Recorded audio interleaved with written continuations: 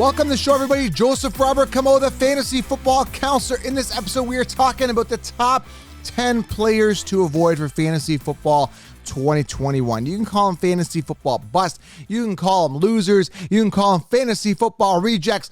And they are big names. These are big names. These are names that people will be drafting in the first round. Yes, but to me, the council, the lion mentality, I'm going to avoid them. And that's one thing I am really, really good at, is sensing out the crappy players and not drafting them. We saw it last year with Michael Thomas. I said, Michael Thomas, avoid him. You know, he's due for a decline. I told you Kenny and Drake.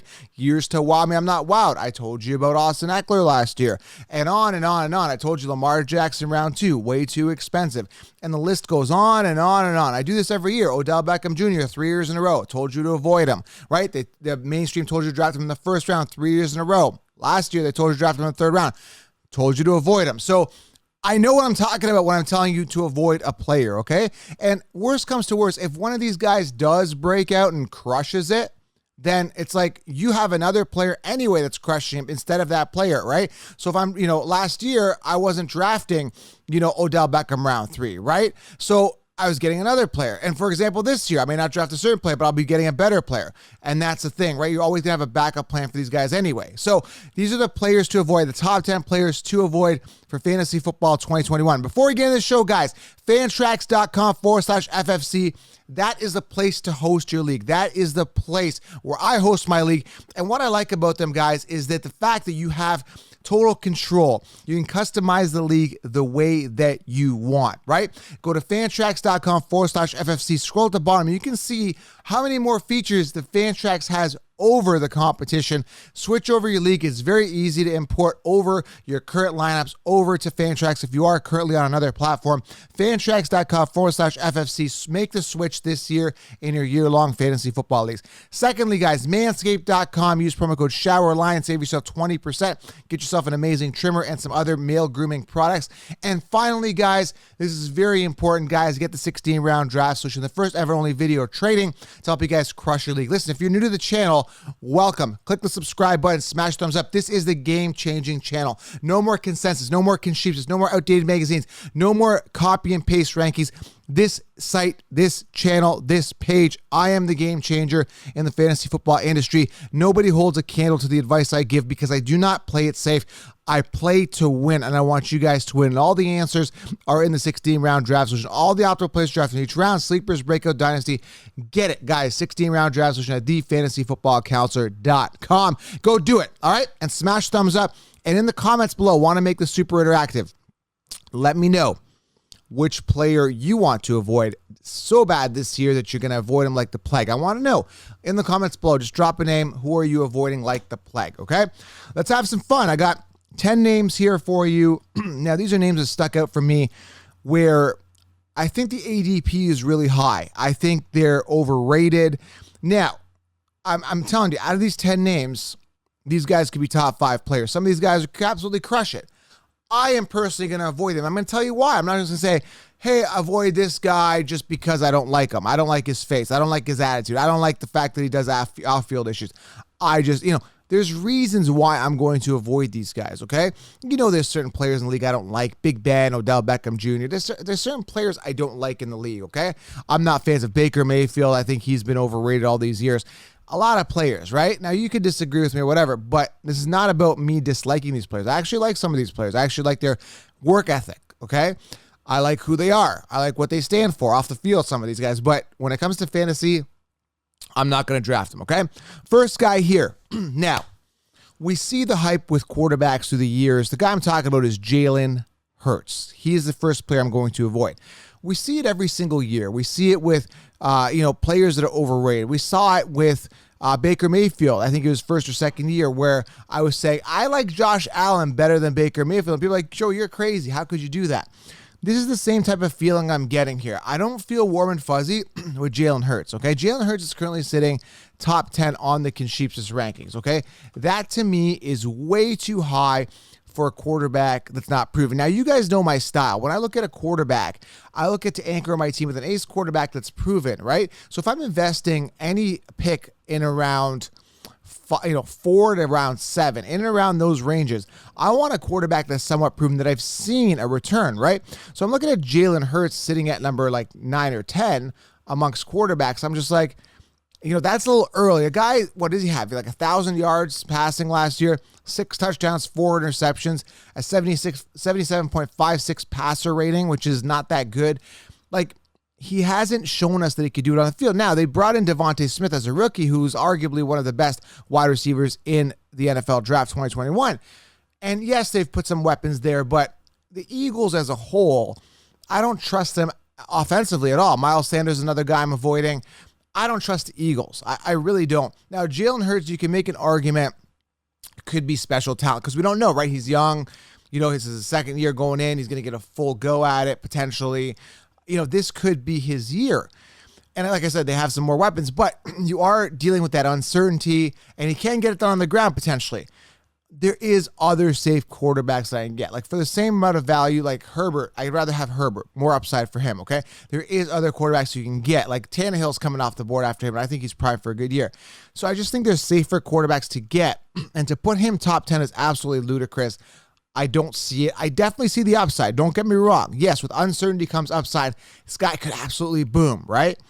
And, top 10, like 10th amongst quarterbacks is better value than where Lamar Jackson was going in the second round last year. But Lamar came off a huge pinnacle year. That's why he was so high. And I said avoid him, right? And he busted.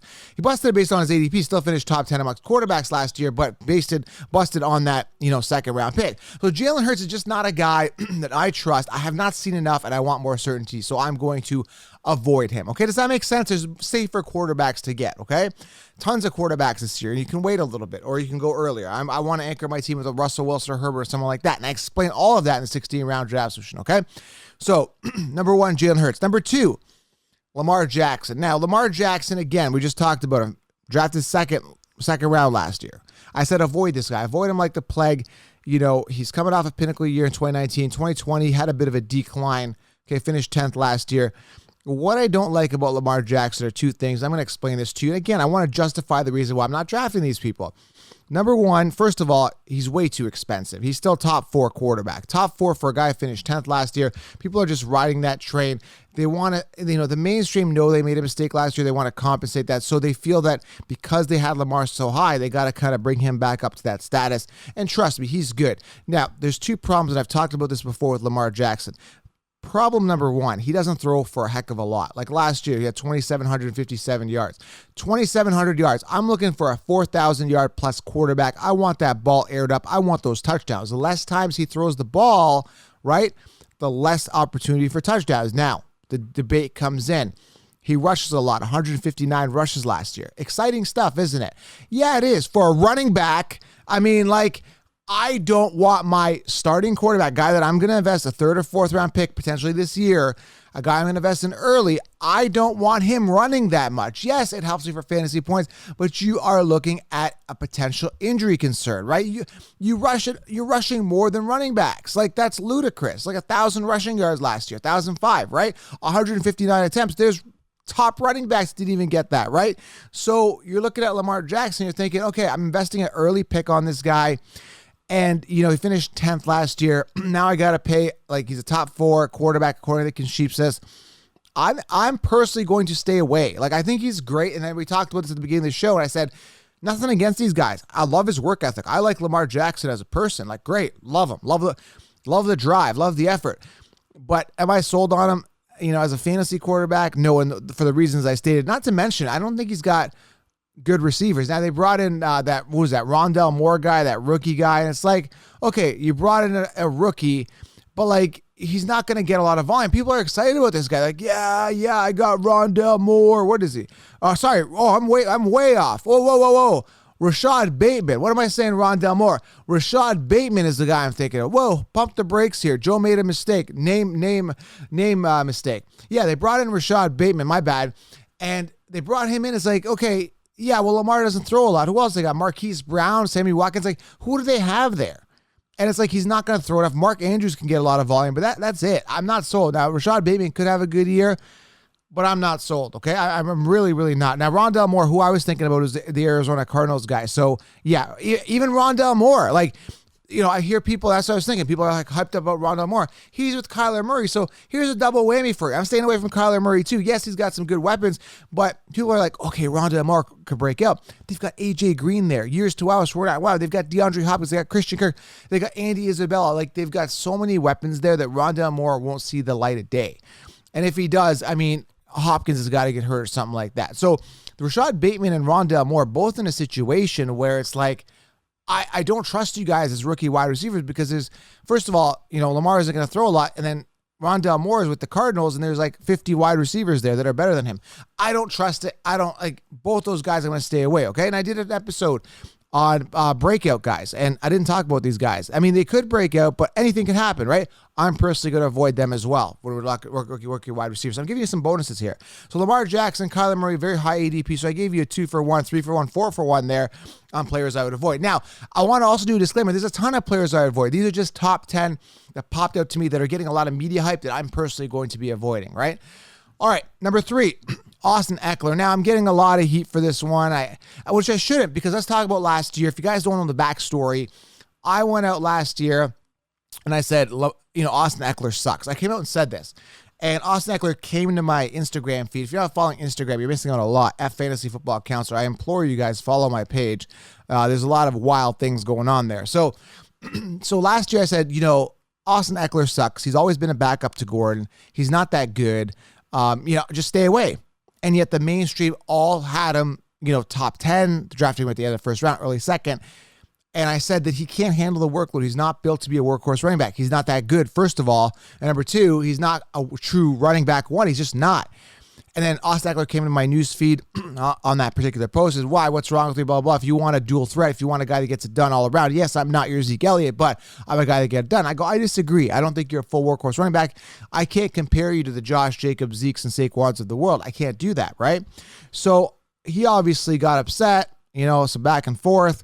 And then the mainstream caught news of this, the mainstream analysts or these other Concheapsis analysts, and then they took to Twitter saying I'm an embarrassment to the industry. But who was right? I was right. And he busted with an injury. Why? Because he can't handle the workload. This year, maybe it's different. Maybe he stays healthy. Maybe he performs on a high-end PPR. But am I investing he's a top 7 pick right now. He's like top 7 in PPR amongst running backs. Give me Cam Akers, who's rated after him. Give me Najee Harris, who I like well ahead of this guy. Austin Ekeler has had years to wow me, and I'm not wowed. Now, he looked good when he was on the field, producing relatively high level in PPR when he's on the field, but man, it's just not enough. He's not enough to justify a first-round pick, especially after you busted. Fool me once, shame on me, right? Or whatever. Fool me once, shame on you. Fool me twice, shame on me. You know the saying, right? So the mainstream should be fooled, and yet they still want to save face. And that's the thing with mainstream, right? They copy and paste. And there's certain players they handpick that they want to save face on because they, Odell Beckham Jr. 3 years in a row, and they said, hey, Odell, 3 years in a row, right? Draft him in the first round, busted. Okay, well, this is his year, this year. And still to this day with Odell Beckham Jr., they're saying, hey, man, this is the comeback season. It's not. Comeback SZN. SZN. It's not. It's not comeback nothing. It's he's never been there to begin with. He had one catch. It's not what's he coming back from? He's coming back from another injury?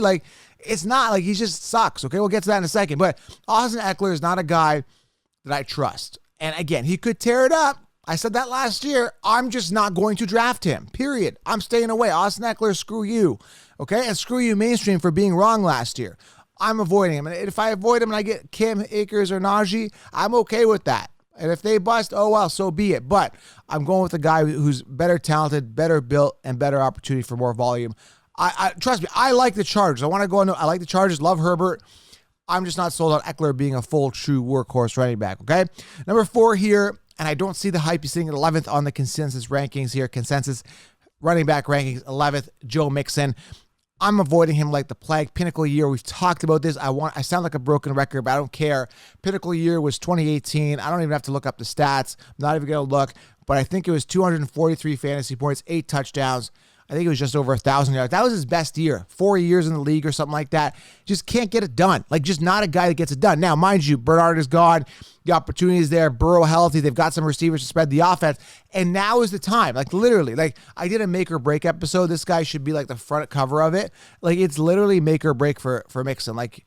He's not doing anything. Like, do something. Like, poke him with a stick. Like, you've seen those pictures where, like something's lying there and it's not moving. It's like do something, right? Like, do something. Poke this guy. Wake up. The sleepy bear. Let's go, man. Like, I'm not going to take a risk. I'm just not. Like I said, years to I'm not wowed. I still think Cincinnati is a sketchy offense, still relatively young, still relatively uncertainty around that team. I'm going to stay away. And again, the mainstream saving face putting him on top again, which is absolutely ludicrous. Okay. Number 5 here, DJ Moore. Now, I'm not seeing the hype with DJ Moore. His stats show otherwise in certain games, and I get it. You can look it up.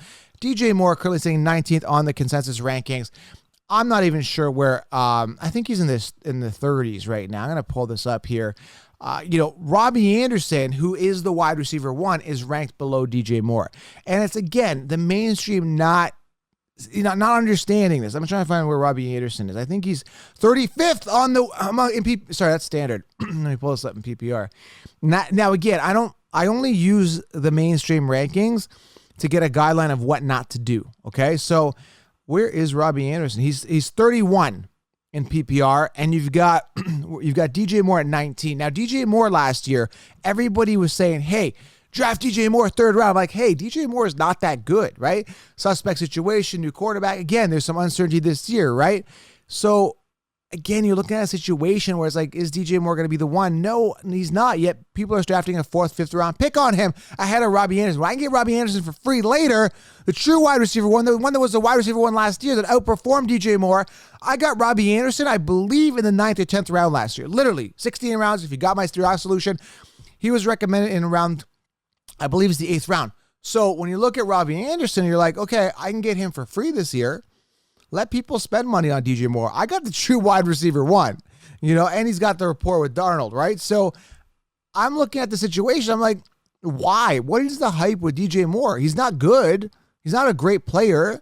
I think people are banking on upside. People are banking that he has this great year and this and that. I'm not sold. I'm going to stay away because I stayed away last year. I was right. I'm going to continue to stay away. I stayed away from Mixon. I was right. Stayed away from DJ Moore. I was right. Stayed away from Ekeler. I was right. I stayed away from Lamar Jackson. I was right.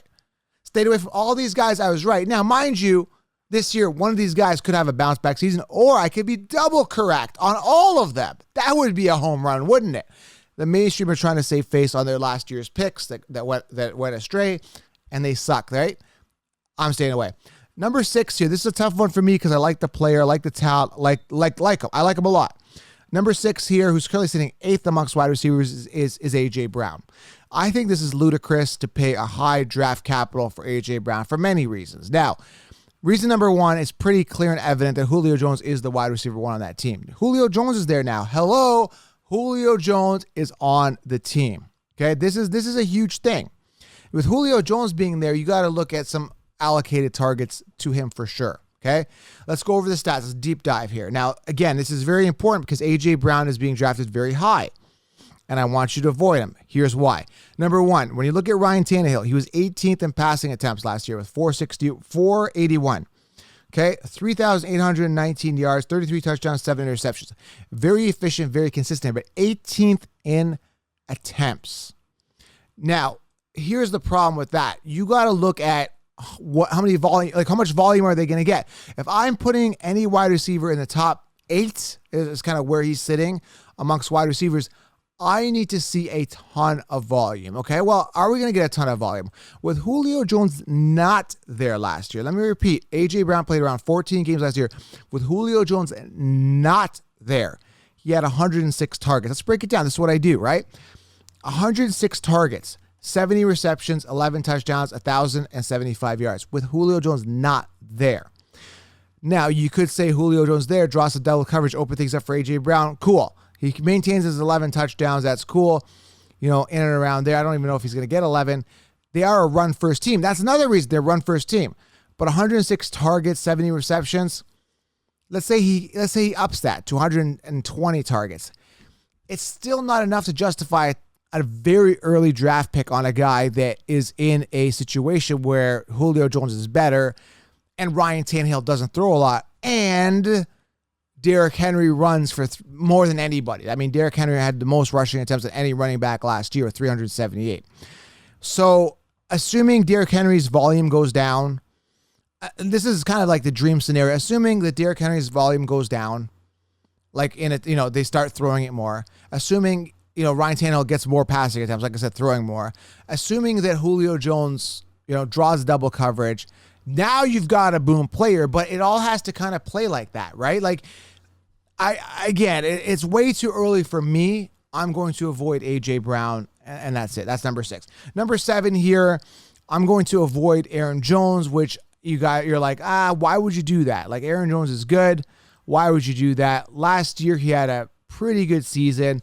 Aaron Jones finished number 5 amongst running backs. Now, here's the problem with Aaron Jones. Aaron Jones had 201 attempts. Again, when I'm drafting a running back early, Aaron Jones is a top 10 running back, I believe, this year on the consensus. I just look at their rankings to kind of get an idea.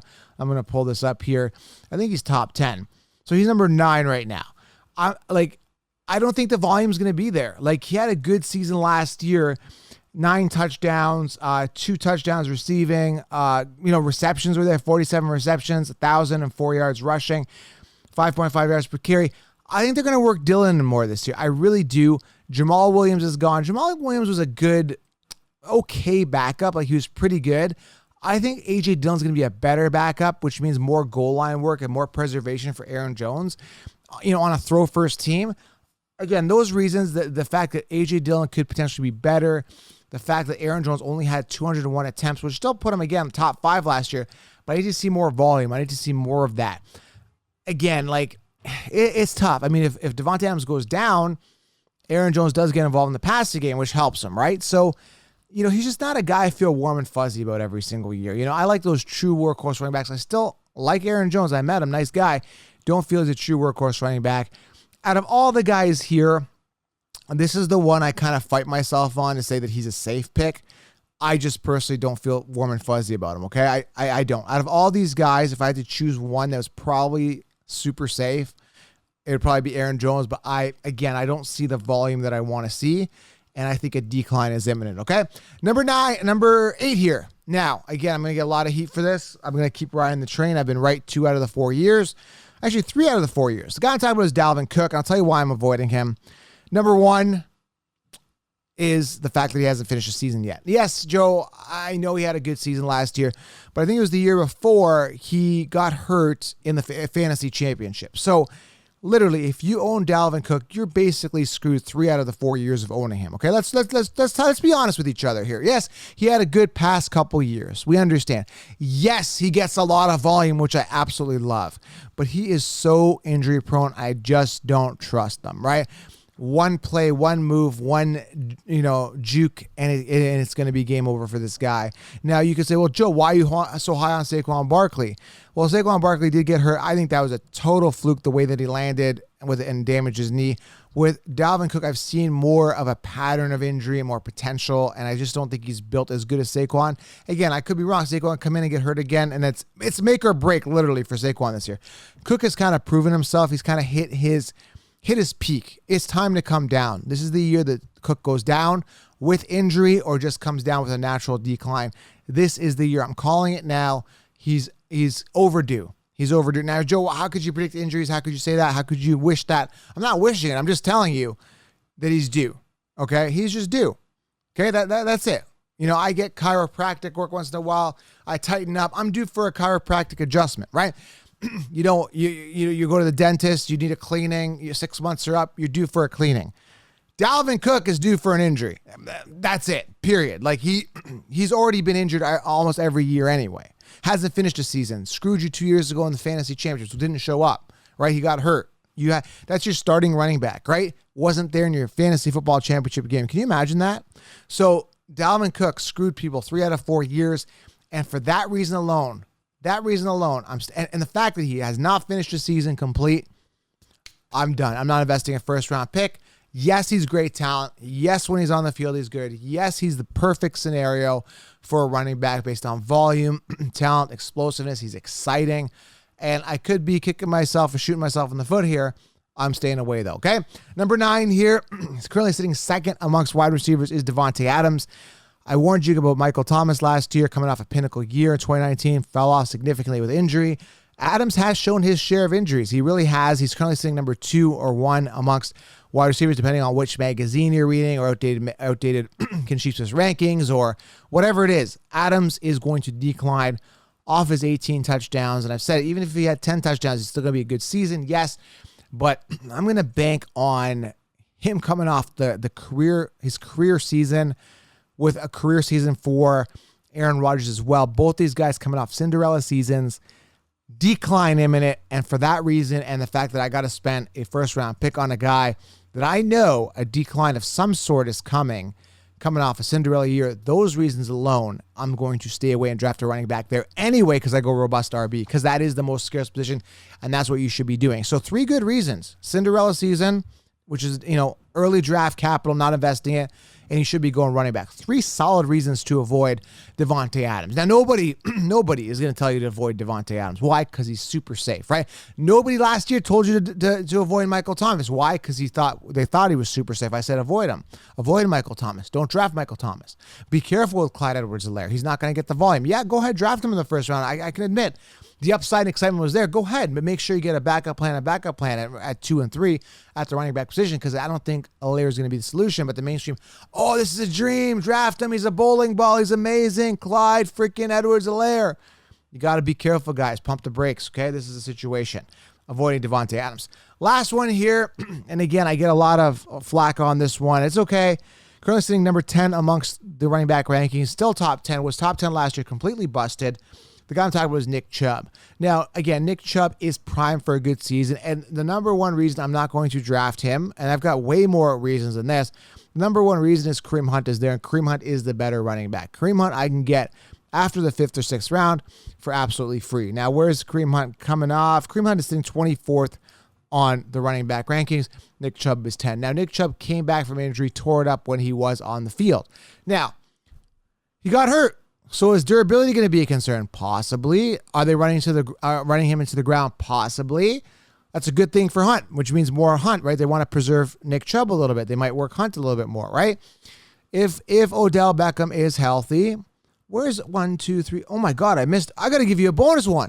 I got to do 11. Odell Beckham Jr., player to avoid. How is he not in here? Oh my God, I hope you guys stayed this late into the episode. Okay, so yeah, Nick Chubb and Odell Beckham. Let's combo these as my number 10.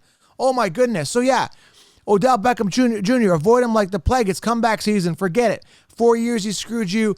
Stay away. Could it be comeback season? Who cares if it is? Just stay away. Dodge the bullet. Mind you, he's better value at 5th round compared to where he was 3rd round last year and 1st round 3 years prior to that. So avoid Odell. You guys know how I feel about Odell. Just avoid him, okay? Landry's the one. He was the one for years, okay? Again, similar situation here. Nick Chubb, again, I don't trust him. Could an injury be it? Yes, but Kareem Hunt is there as well. Kareem Hunt, I don't trust the situation. When I'm in a situation where I'm looking at 2 running backs and one could potentially be better than the other one, I'm trying to make a decision, I'm not going to do it. Not to mention Kareem Hunt has outscored Nick Chubb in PPR every game they've played together, pretty much, okay? So PPR, that's the popular league. It's either half point or full point. That's what people play. Kareem Hunt's going to outscore him. I don't trust Nick Chubb. I'm not spending a 1st round pick, early 2nd on a guy where I know Kareem Hunt is there breathing down his neck. Going to be stealing some passing, a lot of the passing game. Going to steal all of those receptions. Going to steal 3rd downs, right? Going to be stealing some goal line work. Not good. Not unacceptable.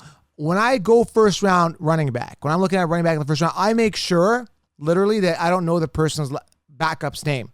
I know who Kareem Hunt is. I know Kareem Hunt was a rushing leader in 2017. I know Kareem Hunt is a guy that can get it done without Nick Chubb.